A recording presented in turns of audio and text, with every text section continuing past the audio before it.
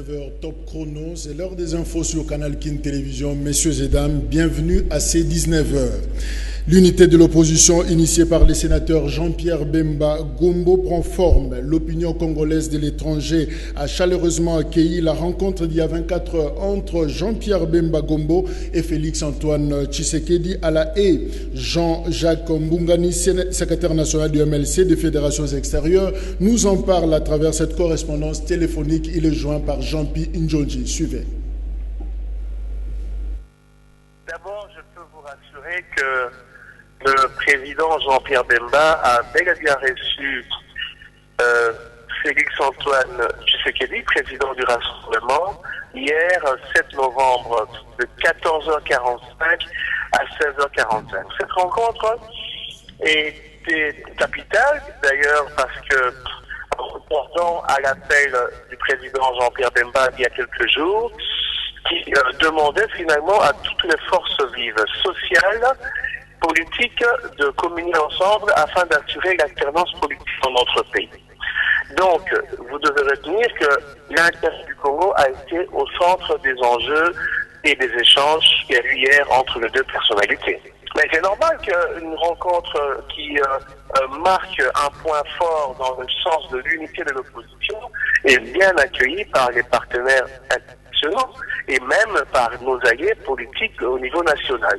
Donc tout le Congolais, et en ce y compris les membres de différents partis politiques et même la communauté internationale, accueillent avec grande satisfaction une rencontre de ce genre. Une grande délégation dont des membres du PC Belgique, du MX Hollande et des membres de l'UDP sont accompagnés Félix-Antoine Tshisekedi pour rencontrer le président Jean-Pierre Bemba. Mais vous devez savoir que Jean-Pierre Bemba est retenu dans les locaux de Scheveningen, donc c'est une rencontre privée, personne n'a assisté, et s'il y a des déclarations officielles quant au contenu des échanges, ça devrait être fait par les intéressés. Il faut retenir que Jean-Pierre Bemba est une grande personnalité politique de notre pays. Depuis des années, toutes les grandes figures vont le visiter. Vous savez que le président Tshisekedi, père de fin paix à son âme, a rendu visite à 2 reprises à Jean-Pierre Bemba. C'est un signe important. Aujourd'hui, d'autres leaders, tant de la société civile que de l'opposition, vont également le voir. La visite d'hier du président Félix-Antoine Tshisekedi vient simplement confirmer la place importante que a le mouvement de libération du Congo au sein de la classe politique congolaise. Très favorable. Je pense qu'il est sorti avec vraiment une expression très positive, mais comme je dis tantôt, l'intéressé est un homme politique qui s'exprime à lui-même quant au contenu des échanges. Mais en B, nous avons apprécié la rencontre, l'initiative, et les conclusions devraient aller dans le sens de l'unité de l'opposition. Justement, au sujet de cette rencontre, la population quinoise a salué ces tête-à-tête entre les leaders du MLC Jean-Pierre Bemba Gombo et celui du RASOP Félix-Antoine Tshilombo Tshisekedi. Les Quinois interrogés, ils voient les signes d'une opposition unie pour l'alternance politique à la tête de la République démocratique du Congo. Leurs propos sont recueillis par Raïssa Bola et Freddy Soumaïli. Contre est venu à point nommé, parce que l'expérience nous a démontré que l'opposition, en ordre dispersé, n'a jamais obtenu quelque chose de bon. Moi, puisque le sénateur Jean-Pierre Bemba a lancé ce message de l'unité, nous l'avons soutenu et nous avons aussi accueilli favorablement cette rencontre. Moi, je pense que d'autres leaders politiques devaient suivre l'exemple pour que demain, puisque toute l'opposition, finalement, n'ont qu'un seul objectif qui est l'alternance démocratique au sommet du pouvoir. Ce n'est pas mauvais du tout. C'est une rencontre entre des personnalités importantes dans le monde politique et dans notre pays. Ils sont de l'opposition, bien sûr, mais si c'est pour l'intérêt général, je crois qu'il n'y a pas de problème à ce sujet-là. Et je crois aussi que c'est un problème de responsabilité. Et ils sont interpellés puisqu'ils cherchent l'alternance. Et si leurs idées peuvent converger ou bien une unité, pour qu'on arrive à ça, je crois qu'il n'y a pas de problème. Le chairman fait l'opposition républicaine qu'il y ait une opposition, de respecter les institutions. Je ne sais pas, le président d'Irasop, il fait l'opposition qui est une opposition aussi radicale. Les rencontres de ces deux personnes, c'est une bonne chose, mais il faut que dans les rencontres, qu'ils puissent fignoler quelque chose de bon. Parce que le président Tchärman sait les institutions, comment ça fonctionne, et de l'autre côté, lui, il disait que c'est la transition sans celui qui est là comme président. Alors j'espère qu'avec leurs rencontres, ils vont parler et attendons la suite parce que je ne peux pas filtrer leurs rencontres ou bien de quoi ils vont parler. Mais je crois que ce sont les Congolais. Parlons processus électoral à présent. 48 heures après la publication du calendrier électoral par la Commission électorale nationale indépendante, le mouvement de libération du Congo, MLC, le Front pour le respect de la Constitution, rejette sans autre forme de procès les calendriers proposés par l'équipe de Corneille Nangaa, le jugeant frauduleux et anticonstitutionnel, et il viole également l'accord du 31 décembre 2016. L'inspecteur général du MLC nous en donne un extrait de la déclaration. Suivez. De libération du Congo et le Front pour le respect de la Constitution ont suivi et examiné le calendrier électoral publié par la CENI ce 5 novembre 2017 et rendent publique la déclaration suivante.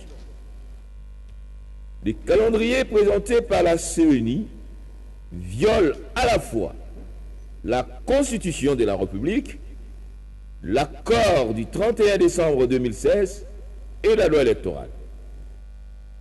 Il n'est pas consensuel et revêt un caractère frauduleux et mensonger. A. De la violation de la Constitution.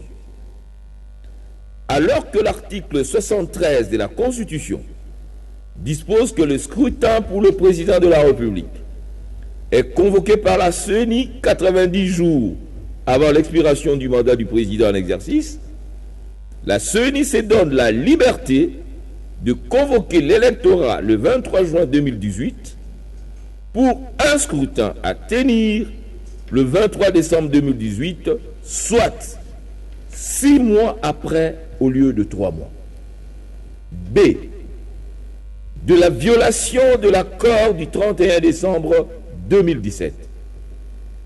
Alors que dans l'accord, les parties prenantes ont convenu dans le clause 4.2 et 4.3 de donner priorité aux élections présidentielles, législatives nationales et provinciales, renvoyant de ces faits les élections locales et municipales à la responsabilité de la CENI ainsi que du gouvernement issu des élections, la CENI est revenue à la position initiale de la majorité présidentielle et présente un calendrier soi-disant global avec comme conséquence logique recherchée la surcharge du budget électoral et des tâches à accomplir pour organiser la première séquence des élections.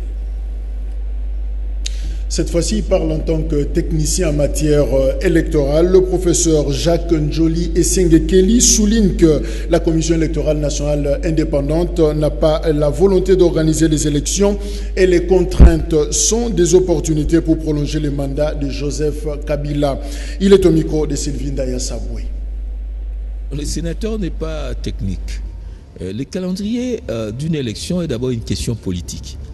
L'élection est une technique d'accès au pouvoir et cette technique est consacrée, n'est-ce pas, dans le texte juridique.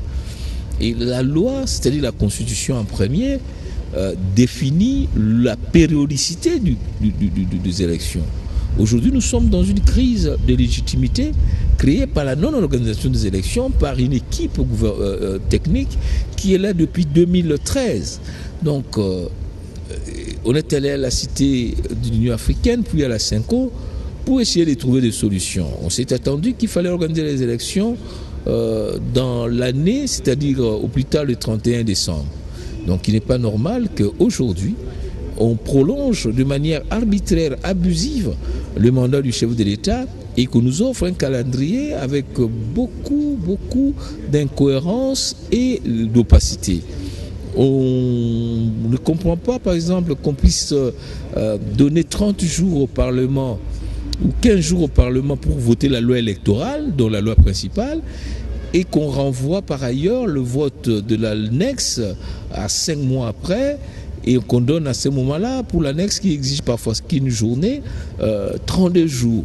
Donc il n'y a pas dans la lecture de ces calendriers, on n'en sent pas une volonté claire, cohérente d'arriver à organiser les élections. Et j'espère que ces calendriers, qui constituent, n'est-ce pas, pour moi un document de travail, permettra à la CENI ainsi qu'à toutes les parties prenantes et aussi aux partenaires extérieurs l'occasion qu'on puisse discuter. Parce que ce que la CENI appelle des contraintes, pour moi, c'est aussi de défis. Notez en plus bref que le mouvement de la jeunesse congolaise a également rejeté les calendriers électoraux publiés par la CENI et invite la classe politique congolaise à l'application stricte de l'accord du 31 décembre 2016. Le président national de MJC, Bienvenue Bambale, que vous allez suivre dans notre édition de ce jeudi, demande au président de la République de démissionner au cas où les élections ne sont pas organisées d'ici au 31 décembre 2017. Le gouvernement de la République a salué le calendrier électoral publié dimanche par la Commission électorale nationale indépendante. Pour le porte-parole du gouvernement Lambert Mende, vous allez l'entendre, ces calendriers cadrent avec la position de l'ambassadrice américaine Nikki Haley et l'expression de la volonté du président de la République Joseph Kabila Kabange. Suivez cet élément. C'est 3 jours après la publication du calendrier électoral par la Commission électorale nationale indépendante que le gouvernement salue ces calendriers qu'il juge de bonne foi. La publication par la Commission électorale nationale indépendante d'un calendrier global et rationnel pour la tenue de l'ensemble des scrutins à bonne date, dont il est question, est l'expression de la forte détermination d'un homme, le président de la République, a su rester légaliste jusqu'au bout. Au sujet de la liberté sur les manifestations publiques, le porte-parole du gouvernement renvoie la balle aux autorités provinciales. Les manifestations publiques ne relèvent pas de la compétence du gouvernement central, selon les dispositifs de la loi et de la Constitution congolaise. Elles relèvent des autorités provinciales. Je sais que pour des raisons d'ordre public et de sécurité, il est prévu dans nos lois qu'une autorité administrative locale peut décider dans une période de temps déterminée de certaines mesures conservatoires auxquelles vous faites allusion. Sur la participation du vice-président de la CENI, Norbert Basengezi, à une réunion du PPRD, Lambert Mende répond, appuyant sur l'expérience de son parti, le CCI. Je ne connais pas la disposition de la loi qui affirme que le fait d'être désigné dans une institution d'appui à la démocratie fait perdre à une personnalité congolaise son appartenance à son regroupement ou à sa formation politique d'origine. Le ministre des Médias chute sur la régulation des associations sans but lucratif en RDC. C'est une question de responsabilité. Vous ne pouvez pas créer des entités qui peuvent disposer de biens de la communauté et vous mettre à l'abri du contrôle de la communauté. Retenez que la société civile du Congo est presque scandalisée par une image qui fait le tour des réseaux sociaux à travers laquelle le vice-président de la Commission électorale nationale indépendante CENI, Norbert Basengezi, est aperçu à Kingakati, dans la périphérie de Kinshasa, dans une réunion hautement stratégique de la majorité présidentielle. Interrogation est cependant celle de la neutralité des membres de la CENI, appelés à se départir de leurs anciennes couleurs politiques.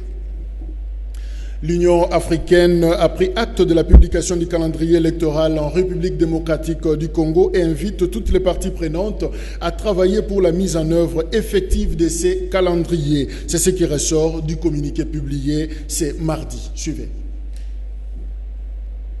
La Commission de l'Union africaine Moussa Faki Mahamat prend note avec satisfaction de la publication par la Commission électorale nationale indépendante de la République démocratique du Congo du calendrier électoral pour les scrutins jumelés présidentiels, législatifs et provinciaux, maintenant prévus pour le 23 décembre 2018.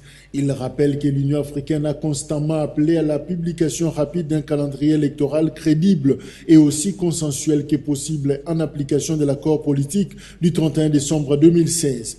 Le président de la Commission souligne les devoirs et l'obligation qui incombent aux institutions et acteurs concernés, y compris les partis politiques, la société civile et les dirigeants religieux, d'œuvrer résolument ensemble pour que ce nouveau calendrier soit scrupuleusement respecté.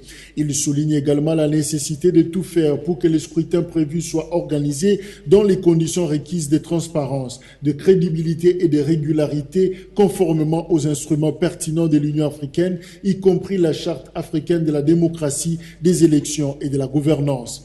Le président de la Commission exhorte tous les acteurs politiques à faire preuve d'esprit de responsabilité et de s'abstenir de tout propos ou acte de nature à générer des tensions. Il rappelle l'importance que revêt la prise urgente des mesures de nature à rétablir la confiance entre les acteurs en présence et à décrisper l'atmosphère politique dans l'esprit de l'accord politique du 31 décembre 2016. Le président de la Commission réitère l'engagement de l'Union africaine en étroite collaboration avec les organisations régionales compétentes, les Nations Unies et d'autres partenaires à accompagner et à soutenir le processus électoral en République démocratique du Congo pour aider le Congo à franchir avec succès cette étape démocratique importante en conformité avec sa constitution. À cet effet, l'Union africaine ne ménagera aucun effort pour la mobilisation des ressources requises tant auprès des États membres que de la communauté internationale dans son ensemble.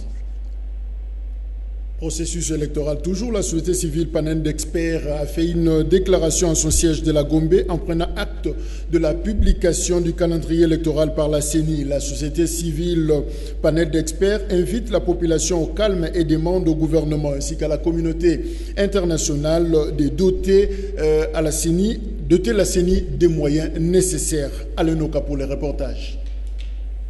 La société civile panel d'experts a rendu publique une déclaration de reconnaissance du calendrier électoral publié par la centrale électorale ce mercredi 8 novembre 2017. À cette occasion, la société civile panel d'experts exhorte à toutes les parties prenantes aux élections, chacune à son niveau, de pouvoir s'engager pour la tenue des élections. Saluons la publication du calendrier électoral longtemps attendu par toute la population congolaise et réclamé à corps et à cri par la classe politique, toutes tendances confondues, mais aussi par la communauté internationale. La mise en œuvre effective de ce calendrier exige l'implication de toutes les parties prenantes pour surmonter les contraintes juridiques, financières, logistiques, ainsi que politiques et sécuritaires. Au Parlement, de voter en mode d'urgence toute affaire cessante la loi des finances publiques exercice 2018 qui pourra éclairer le peuple congolais sur le budget alloué à l'organisation des élections ainsi que toutes les lois électorales et sur la CENSA. Secondo, au président de la République de ne ménager aucun effort en veillant à ce que toutes les institutions de la République s'acquittent de leurs obligations pour l'aboutissement erré des élections selon le calendrier électoral publié par la CENI. Au gouvernement d'allouer les moyens financiers et logistiques nécessaires à la CENI conformément au plan de décaissement global pour la réussite des opérations préélectorales, électorales et post-électorales. Aux partenaires techniques et financiers d'appuyer suffisamment la CENI en lui dotant des moyens nécessaires, surtout logistiques, pour parvenir à jouer pleinement son rôle. À la CENI de respecter scrupuleusement les contenus de ce calendrier jusqu'à son aboutissement effectif. Élection, on en parle encore. La Commission électorale nationale indépendante a reçu en son siège de la Gombe l'inspecteur général de la police nationale congolaise, le général Dieudonné Amouli. Il était question de la sécurisation du processus électoral. Encore une fois, Alain Noka. Le général Dieudonné Amouli, inspecteur général de la police nationale congolaise, a été reçu en audience au siège de la Commission électorale nationale indépendante par le président de cette institution, Corneille Nangaa. Venu à cet effet s'acquérir des besoins de la sécurisation du processus électoral en cours, envie d'esprit à la police nationale congolaise dans son ensemble, basée à Kinshasa et à travers les provinces de la République, de pouvoir s'occuper désormais du volet sécurité du processus électoral et des élections proprement dites. Bon, c'était tout à fait normal que je me rencontre avec le président de la CENI, surtout après la fabrication du calendrier. C'est la police qui sera à l'avant-plan pour la sécurisation de tout ce que vous avez suivi il y a cela 2 jours dans le cadre de ce calendrier de sécurisation du processus électoral. Je dois savoir exactement, m'imprégner d'abord de ce dossier, à quand telle chose va se faire pour sécuriser, et que ce soit à Kinshasa, que ce soit à l'intérieur du pays. Je suis moi le président des centres de sécurisation de ce processus électoral. J'ai mes correspondants qui sont à l'intérieur du pays, qui sont les commissaires provinciaux. Quel ordre je vais leur donner par rapport à tel événement qui va se faire à tel jour, qui va prendre autant de jours, etc. C'est comme ça que j'étais venu prendre contact avec le président de la CENI pour qu'on les mette dans les mêmes ondes. Cette descente au siège de la CENI du général Amouli intervient à l'occasion de la publication du calendrier global des élections, une publication qui suscite des réactions de tout le monde, se focalisant sur la centrale électorale. Ces échanges fructueux avec Corneille Nangaa, qui lui a présenté les besoins de son institution en ce qui concerne la sécurité. Faisons voir avec cette autre nouvelle. La MONUSCO s'est déclarée prête à assister la Commission électorale nationale indépendante dans le cadre du partenariat effectif. La mission onusienne promet une assistance logistique conforme à l'esprit de la résolution 2348. Suivez. En rapport avec les contraintes à prendre en compte dans l'application du calendrier électoral, la MONUSCO s'est dit prête à assister la CENI. Les Nations Unies sont effectivement en contact avec la Commission électorale nationale indépendante pour la planification et le partage des responsabilités relatives aux opérations logistiques. L'assistance technique et le soutien logistique figurent dans le mandat que nous a donné le Conseil de sécurité dans la résolution 2348 afin de faciliter le déroulement du cycle électoral. Nous sommes prêts à assister la CENI dans l'exécution de sa mission, comme nous l'avons fait pour les opérations de révision du fichier électoral. Mais un rappel, l'organisation des élections incombe en premier lieu à la CENI. La mission onusienne prône une transition pacifique par des mesures de confiance. Mais une fois encore, l'esprit, c'est celui de mener ce pays vers des élections dans le cadre d'une transition pacifique. Ce pays a besoin d'une alternance politique, ça, on est tous d'accord avec ça. Et dans le cadre de cette alternance, des mesures de confiance doivent être mises en œuvre, ainsi que le respect des libertés fondamentales et des droits de l'homme, afin d'avoir un climat plus serein que celui que nous avons actuellement.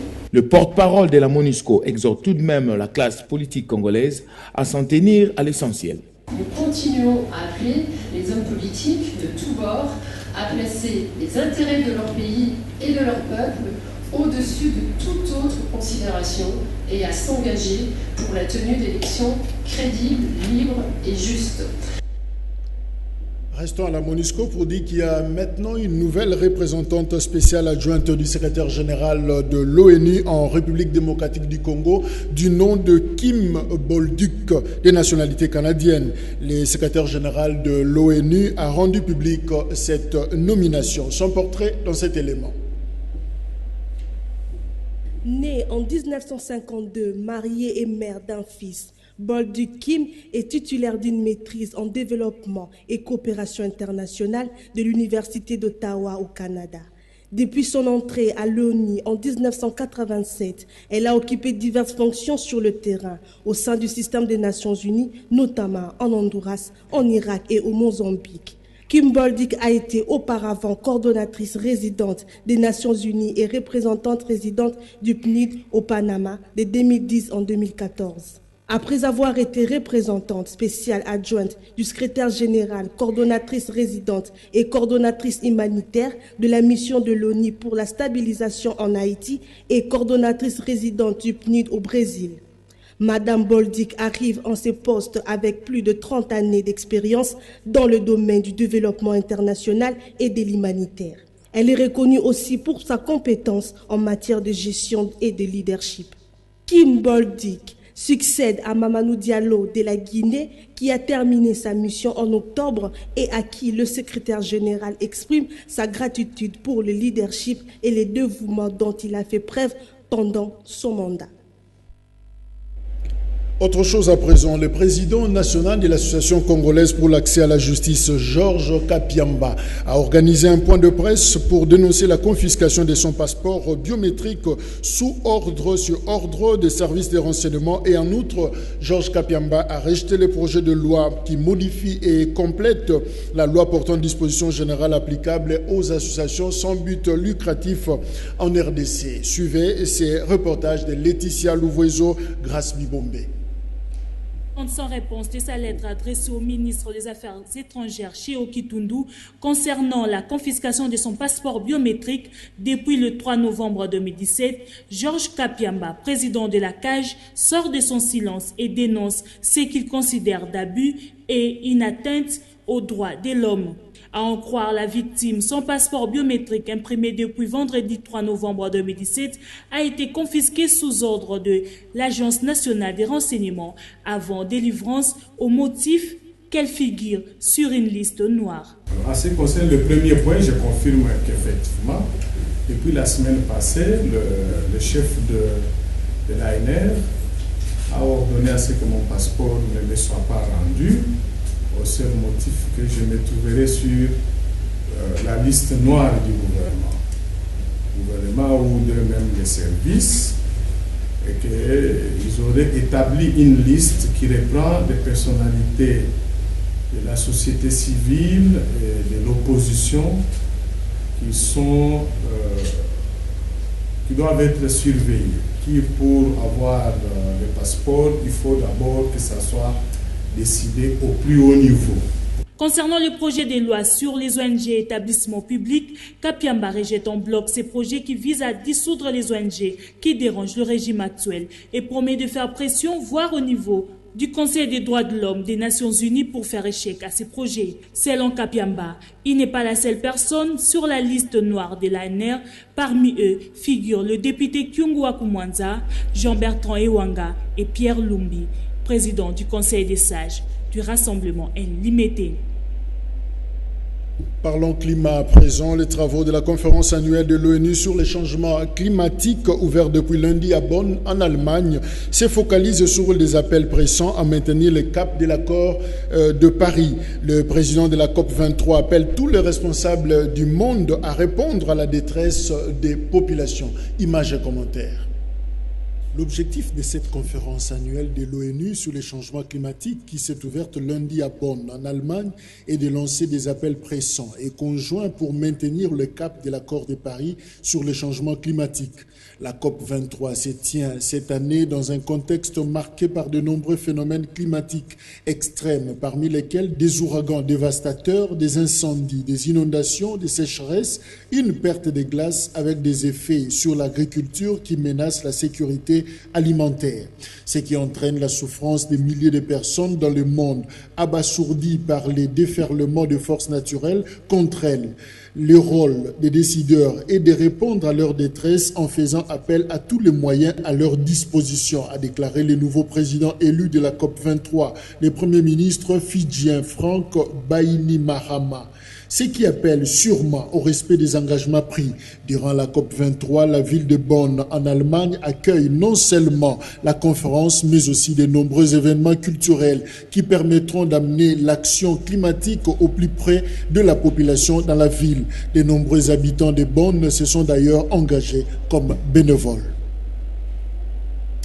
Je vous invite à présent à lire la presse quinoise parue ce mercredi 8 novembre 2017. Revue de presse dans une sélection de Bob Mario Ambongo.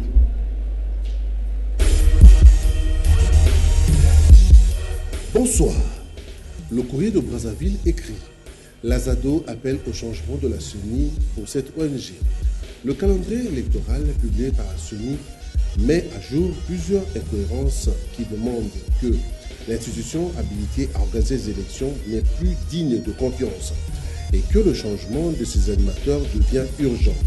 L'Azado dénonce la fixation fantaisiste de la période nécessaire au parachèvement du processus électoral contenu dans ce chronogramme. Forum des As écrit « Rassobre, il est possible d'organiser les élections avant le 30 juin 2018. Le rassemblement des forces politiques et sociales acquises au changement rejette ce calendrier électoral, publié le dimanche 5 novembre 2017. Selon cette plateforme de l'opposition, l'échéancier de la CENI n'est plus ou moins destiné à la consommation extérieure et à la manipulation de l'opinion nationale, face au départ impératif du président Joseph Kabila. Au 31 décembre 2017, dans son argumentaire, le RASOP affirme s'appuyer sur la Constitution du 18 février 2006, spécialement en son article 73. Le courrier de Brazzaville écrit « L'accord de Paris passe par les tourbières du Congo ». Tel sera le débat du COP23 pour ce journal.